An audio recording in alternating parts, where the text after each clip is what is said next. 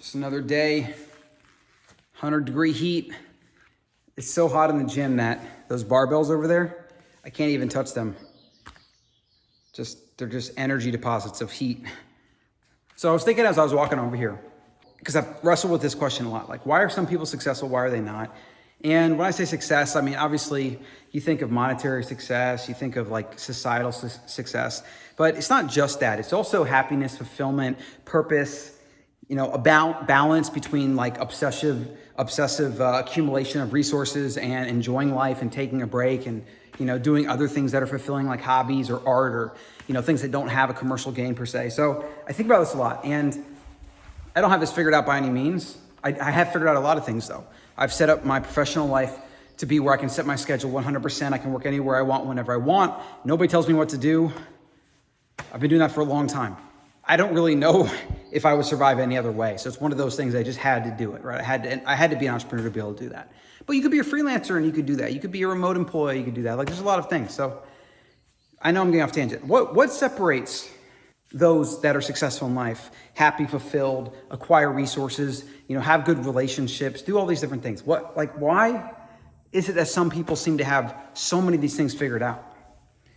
Or it seems where they just come so naturally to them? There's probably two ideas here I need to kind of vet out. The first idea is you make your hobby something that's going to make you money, right? And bring you success. Everyone says follow your passion. It's very vague. It's hard to quantify, but let's just take the making money, the success part, right? Whether that's accolades, a brand, making actual dollars, whatever. Usually they're all kind of wrapped up together. In today's world with the internet, everybody can be a personal brand. Everybody should be a personal brand, right? So it's an explosion of being able to do something you're passionate about and make money from it. I think most people that find success, right? Just success here. I'm not talking about like some of the happiness stuff, because there's a lot of people that are successful but don't have the happiness. I'm gonna kind of get to that as part two. I think most people that find monetary, tangible success in our modern society are able to make it their hobby something that will bring them that success. Maybe it's writing, maybe it's being an author, something they probably would do anyways, right? Maybe it's art, maybe it's YouTube videos, talking to a screen. It could be fitness, it could be a sport. When you identify that thing that you're gonna do anyways, and you can connect it to a financial gain, I mean, that's what most people want, right? That's like the holy grail. I'm not gonna pretend that before the invention of the internet, this was easy. You could still do it. You could make your hobby making money. Like think about that. If your hobby was making money, almost everything you would do to make money would be fun. It'd be your hobby. You'd do it anyways. Now for me, it's not my hobby. My hobby is kind of do things first that I enjoy, and then I try to figure out how to make money from it. Okay, and a lot of things I'm not gonna be able to make money from. That's fine. Like I don't work on my fitness because I'm trying to make money. I work on my fitness because I want to live a long time and feel good the entire process. All right, that still has a reward to it, an investment of time, and I get a reward. I know those people that just want to make money no matter what. I'm not that type of person.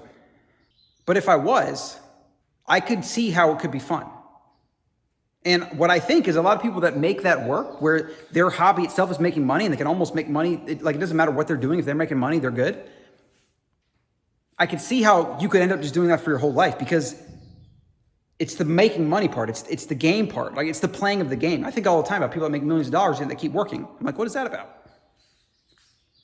And then I've identified a while ago that when I hit a certain amount, like let's say I have a few $1 million at some point in my life, and I'm basically set for life as long as I kind of manage my investments. I mean, that's been my goal for a while, is to be able to live off my investments and just, write, think, do videos, travel, do whatever I want at that point. That's like my end goal, okay?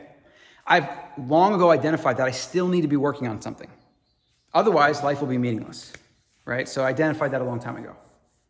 The first thing is, if you can connect hobbies to something that you can monetize, usually just requires a little bit of thinking too. Like if you're a gamer, maybe you're not gonna be the best gamer in the world, but you don't have to be. PewDiePie wasn't the best gamer in the world. He just made funny videos and he played games the whole time. And he became the top YouTuber in the world. He has a larger reach than most news organizations. He kind of fell into that, but maybe you want to be a Twitch streamer. Maybe you want to have a small channel and sell a course or sell a product or promote other products and get shout out sponsors and advertisers, whatever, right? And you keep doing your gaming, and then on the side, you kind of build a business around it. Maybe it's your art. Maybe you want to have an Etsy shop. Maybe you want to make handmade things. You're going to do it anyways. So why not connect a little bit of business to it? If you can find that thing you're going to do anyways, and you can connect it to monetization, that's like the holy grail. That's what we're all after, right? We want, that's, I guess you could say it's finding your passion. Kind of is. It can be. It's a part of it. The second thing that I'm thinking about, and then I'll let you go. It seems like people that are successful, in fact, I know this for sure. Successful people have a growth mindset. Fixed mindset believes this is the way I am. These are my skills. Basically take it or leave it.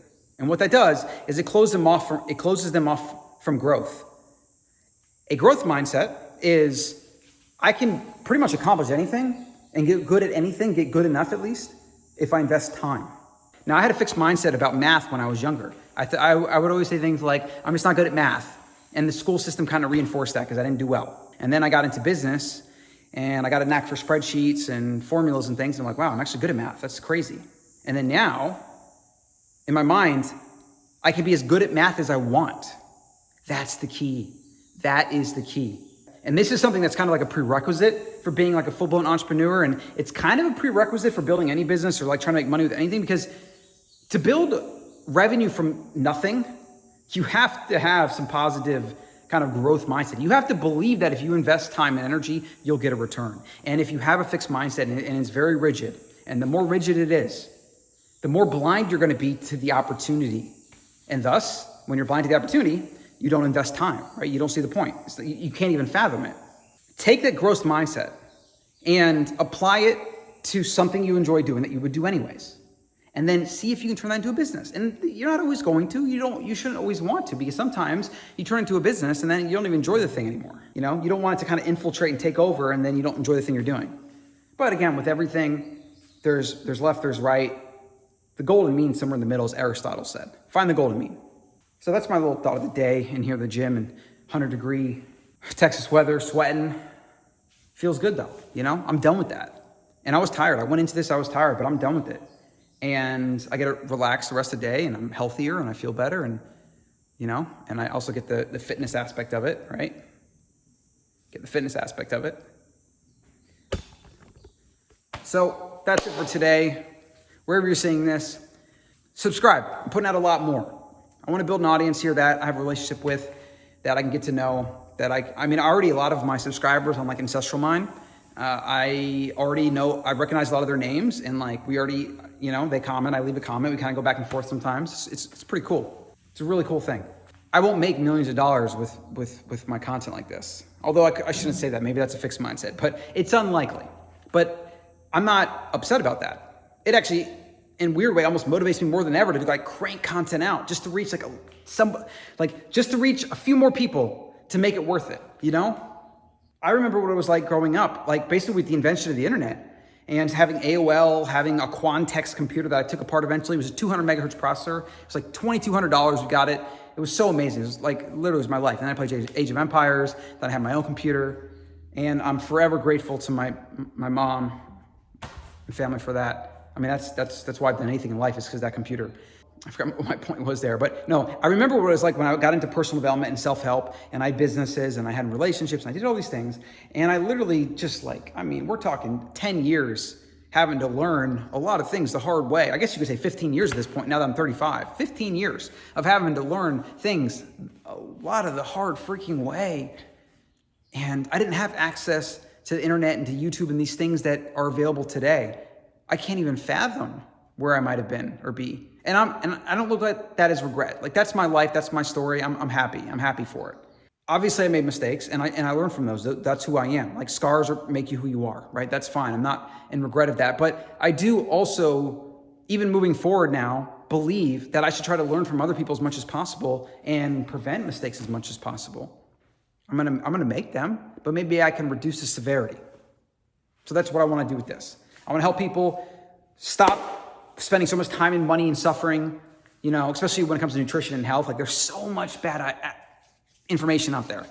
In fact, even in self-help, there's a lot of bad information. And it's just like, either it's puffy or it's missing the point, or, yeah, that's it. I know, I can keep going on. I'm already 11 minutes, gosh. All right, subscribe. Let me see you in the next one.